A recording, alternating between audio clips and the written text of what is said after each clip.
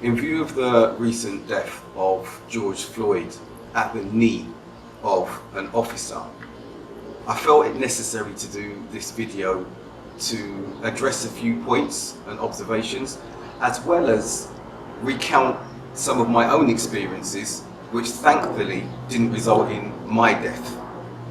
And I'm referring to a period of time just before I converted to Islam in 1989, when I was arrested alongside colleagues of mine and brutally treated by police, who then concocted a story to try and prove that my guilt in their eyes.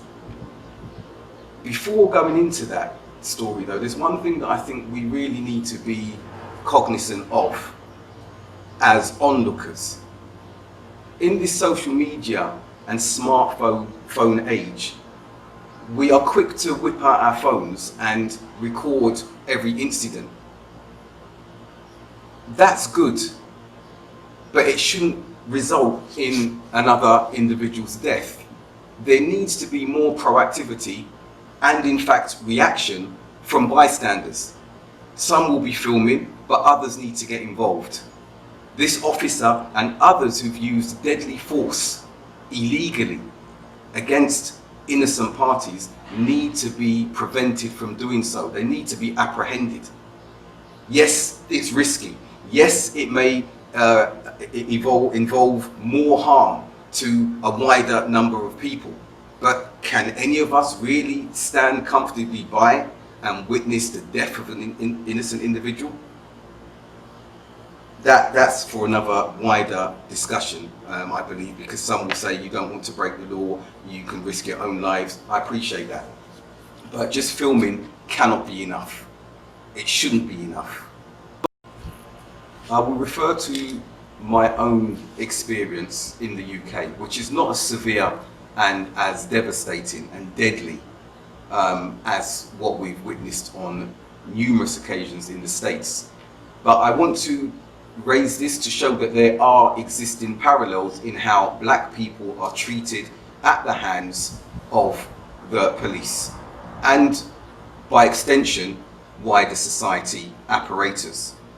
And I'm going to read from my case in which I sued the police after they had treated me similarly and taken me to court and tried to ruin my career in the legal profession and find me guilty of charges that I was innocent of. So I'll read here the circumstances around this on this paper. On the 28th of August 1989, at or around 9 p.m, the plaintiff, me in this instance, was lawfully on board an eastbound Metropolitan Line London Underground train, travelling between Westbourne Park and Royal Oak stations, when he was wrongfully and without reasonable cause forcibly arrested by Dodrell and physically restrained by the said Dodrell, Holt and Webb. These were the three offending officers. The plaintiff, me, was pushed out of the train onto the platform of the said Royal Oak station, whereat he was further assaulted by police officers, including the said Dodrell, Holt and Webb. And then my claim goes on to explain the particulars and describe the particulars of the assault. The plaintiff was forced to the platform floor by the index finger of the plaintiff's left hand being bent backwards such that it became dislocated. At the same time, the plaintiff's head and neck were twisted. The plaintiff was handcuffed. While the plaintiff was face down on the platform floor, a police officer put his foot on the left side of the plaintiff's face. The plaintiff was taken in custody to Paddington Green Police Station. In the course of the journey, he was further assaulted. And I'm going to read from this so you can see that it's not just me recollecting my own thoughts, which I have vividly, but what was recorded for my case against the police. At the entrance to the said Royal Oak station, PC Holt said to the plaintiff, to me, "Wait until you get out of here, you will see what we are going to do with you." Whereupon he punched the door next to the plaintiff's head. On returning back down to the platform, because they took me up after they'd arrested me, handcuffed me, brought me back down again after dislocating my finger, returning to the platform, waiting to board an empty train, PC Holt ripped the plaintiff's t-shirt, thereby exposing the right side of the plaintiff's back. So once they'd arrested me and pushed me onto the train, this is once the empty train had come on board, remember I was handcuffed behind, and he tore my black t-shirt and started spitting and spluttering down the backside, on the right hand side of my back. While on board the train en route to Baker Street station, the said Dodrell, or Halt on this occasion, spat on the plaintiff. I was then detained in Paddington Green Police Station until the morning of the 30th of August, and I was charged with violent disorder and the Public Order Act. Now, we can go into more detail here. I've got the papers here. I've even got the statements of the police. I've retained them all these years, just for the point of reference, to show how orchestrated and organized these officers can try and be in order to criminalize innocent black men and women. Now, they didn't think I was going to resist everything they tried to throw at me. I was working in the legal profession at the time, purchased my second home, my wife was expecting. They effectively wanted to ruin my career. And the judge sympathized with their case, and held me to be the ringleader of my gang because I worked in the legal profession, so I must have been the mastermind. I was found guilty, given a suspended sentence. I had to pay compensation for an injury supposedly inflicted upon one of the officers who was out of work for a number of months. And my career looked like it was going to be in tatters. I subsequently appealed.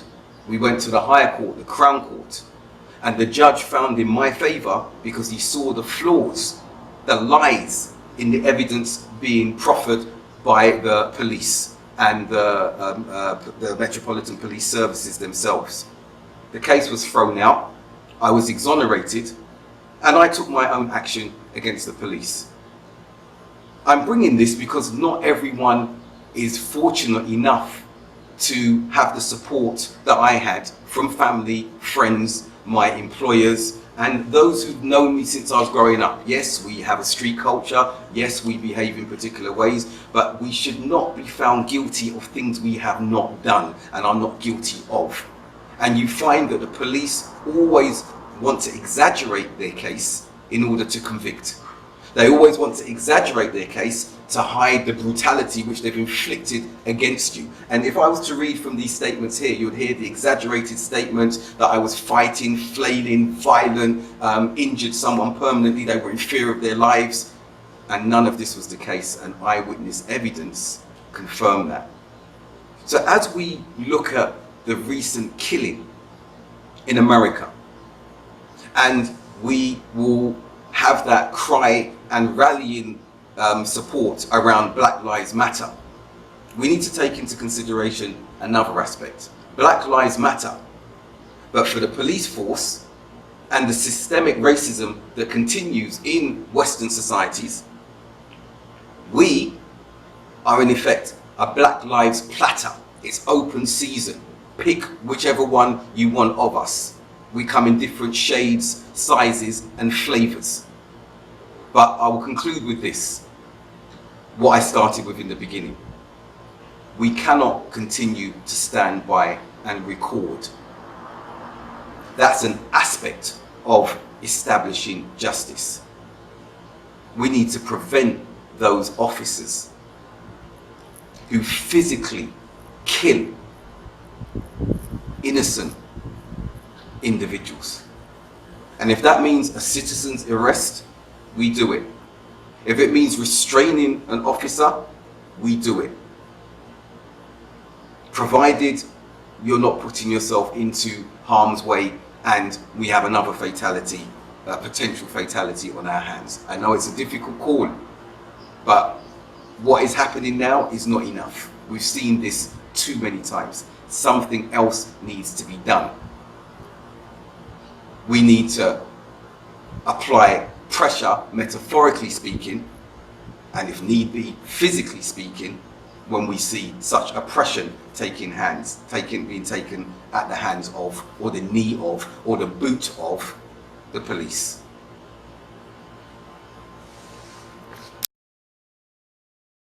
Please, please, please, I can't breathe. Please, man. Relax. Man, I can't breathe my face. Just get up. What do you want? I can't breathe. Please, the knee in my neck. I can't breathe.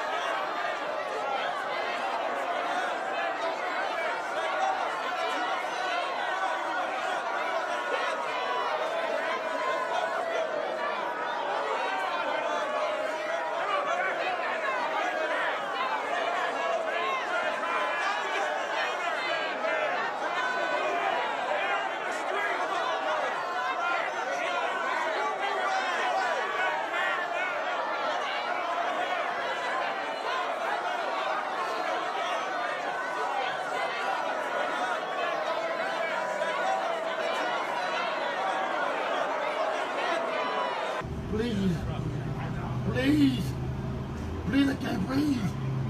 Please, man. Relax. Man, I can't breathe my face. Just get up. What do you want? I can't breathe. Please, the knee in my neck.